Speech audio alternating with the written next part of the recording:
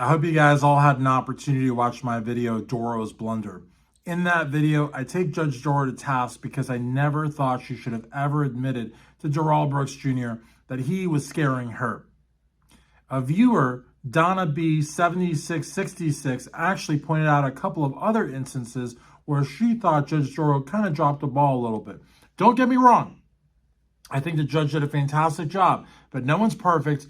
I made the point of her, making a mistake, telling Darrell she was scared of him.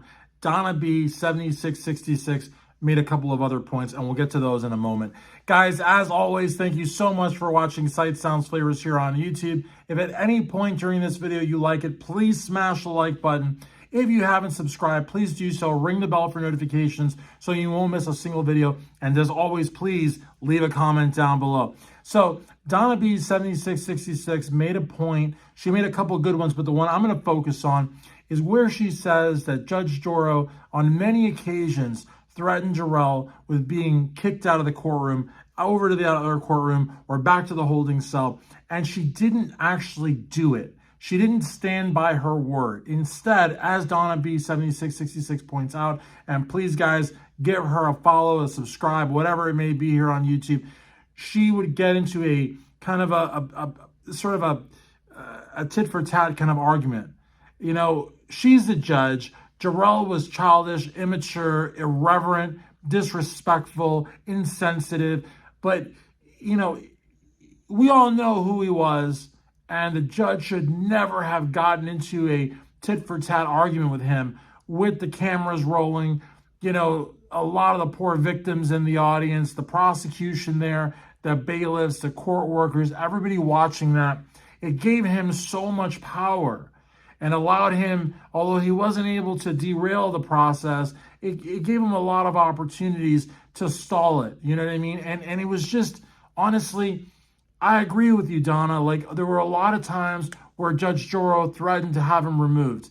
There was one that comes to mind where she said, actually, let me walk that back. Let's take an early lunch. Why did she do that? I mean, I understand to a point her giving him more leniency so that he wouldn't have a good appeal. But I agree with you, Donna. And something else that Donna says, why did Judge Dorow allow the prosecution to serve Darrell's subpoenas, knowing that Darrell was going to then turn around first chance he got and attack the prosecution for it? I mean, it's just one of those things, her comment was so good, but what really stuck with me was the comment about why did the judge not follow through with her ultimatums? You know what I mean? She told him, she said, look, if you interrupt me again, the interruption's a great example. When she told him that one time, listen, if you interrupt me again, that's it. You go to the other courtroom. You know what I mean? And she had the cases, she had the authority, whether by case law or by discretion, to remove him. She always would reference the Allen case. The Allen case gave her an enormous amount of power to basically ensure decorum in the courtroom, And she just didn't do. I don't know if she was scared of him. I don't know if she wanted to ensure that he couldn't appeal. But an appeal is based on, a judicial error, maybe evidence that came in that shouldn't have, or vice versa, or something like. You remove him from the courtroom for being, a jackass. That's not going to give him grounds for an appeal. You know what I mean? Putting someone in contempt of court is lawful law. You know what I mean? He was basically re-traumatizing the victims during their impact statements. He was basically, in no unequivocal terms, trying to derail the prosecution. He was insulting the prosecution. He was insulting the bailiffs and the court workers and the judge herself. And there were so few times that she removed him from the court proceedings. And honestly, she should have done that for a lot of those poor victims giving their impact statements.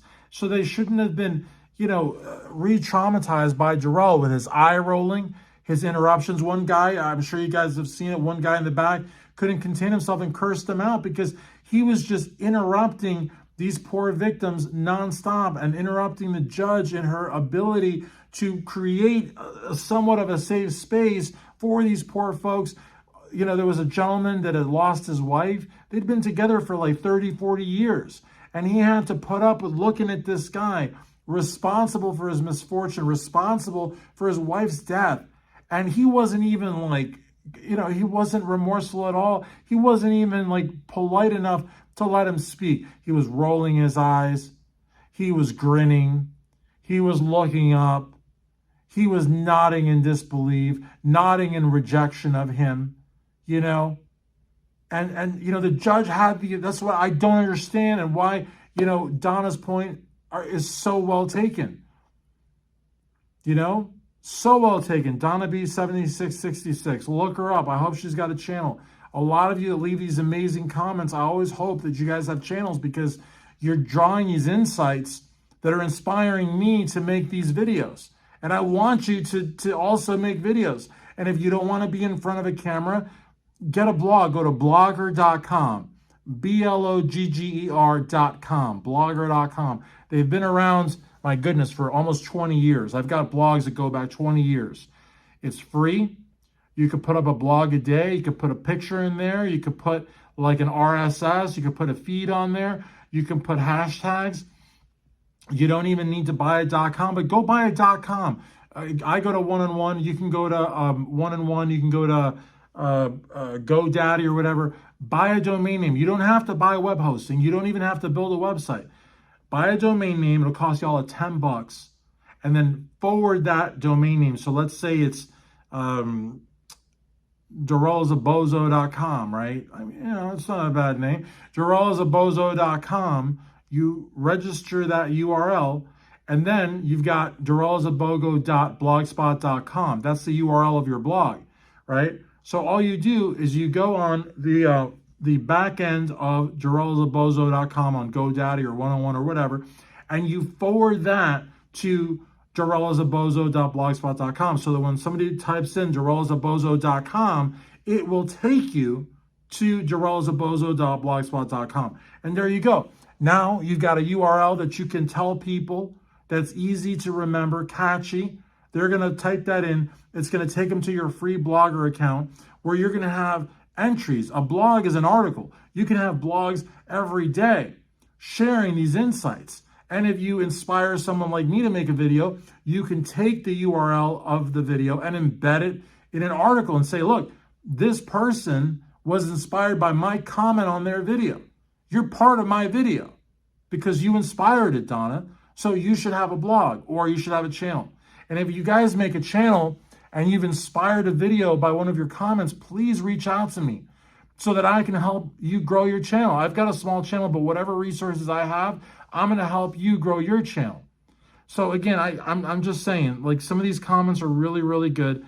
And she's so on point, because it's not just about the fact that the judge didn't follow through with the warnings that she gave Darrell, but like Donna said, she allowed the prosecution to even encourage, I believe, I don't know, the prosecution to help Darrell put out his subpoenas. We saw Sue Opper. Sue Opper helped Darrell with his witness list. I mean, it's just like, to me, honestly, this guy, and for, Dawn Woods to go around saying that Darrell didn't get a fair trial. Here we are, August 2nd, 2023, and I'm still hearing these reports that Dawn is out there saying, I understand she lost her son. I understand she doesn't want him to do 1,000,000 years in prison, but she can't say he didn't get a fair trial.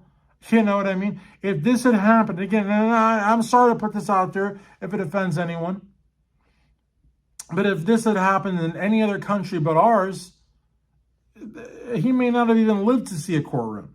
I'm just being honest. And I'm talking about some pretty civilized first world countries that just don't have the law and order that we have here, and don't have the process that we have here, and don't have anywhere near the rights that we have here.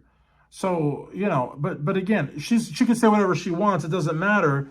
I mean, this is the same person that read Maya Angelou's A Caged Bird in a trial like this. A poem about battered women and civil rights.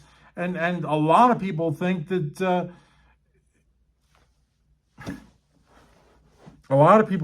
Dawn is actually angry at the system for prosecuting her. I mean, I don't want to talk about Dawn Woods. I don't want to talk about Don Woods, but I mean, very, very good comment. I don't know why the judge didn't follow through. I don't know why she didn't remove him. And even when they removed him to other courtrooms, you could still hear him screaming in the background. I don't understand why she just didn't send him back to the holding cell. He didn't have to be there. The same thing with when the jury looked at the SUV and he tried to, he thought that by saying that he wasn't going to be there, that then the jury couldn't see it. And the jury saw it. He wasn't there and the jury saw it anyways because it's part of the process. You know what I mean? So he didn't have to be there. And she should have kicked him out many, many more times than what she did. And I don't know why. I don't know why. Could it have been fear? Could it have been to, ensure he didn't have a successful appeal? I don't understand how that, I hear that a lot. I hear that a lot from apologists, basically defenders of Judge Dorow. And I'm not attacking Judge Dorow. I like Judge Dorow. I think she did a fantastic job. But like Donna B. 7666, I believe that there were things that she did that she could have done better. And there's things that she did or did not do, like living up to the promises or the ultimatums or the warnings, which still kind of leave me wondering why she didn't. But no one's perfect. No one's perfect. And, her apologists, her defenders, her supporters will always come out and say, and you hear this all the time. You hear it all the time on Reddits, Facebook groups, the commentary on YouTube videos. Oh, well, she was doing it because she didn't want him to have a successful appeal. Well, that doesn't make any sense. I'm sorry. You kick out a loudmouth that's been warned once, twice, nobody says thrice, but let's go ahead and say thrice, and he still keeps going, and then you boot him out of you send him to a holding cell or to another courtroom where he's got to watch it on video. I'm sorry, that's not going to increase his chances of an appeal. That's just going to ensure that the witnesses can be heard, that the jury won't be petrified, that the bailiffs, it's just good for the whole court. You know what I mean? I get the confrontation clause and confronting, witnesses and seeing evidence. I get all that.